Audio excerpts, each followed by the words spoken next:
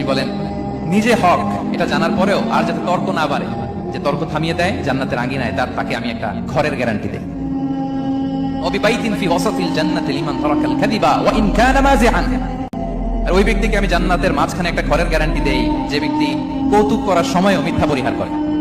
করতেছে কৌতুক, ফান করতেছে, আর ইজ কিডিং, পান করে, কৌতুক করে, কিন্তু কৌতুকের সময় সে মিথ্যা বলে না। এই স্বভাব যাদের, তাদেরকে আমি জান্নাতের মাঝ বরাবর একটা ঘরের গ্যারান্টি দেই।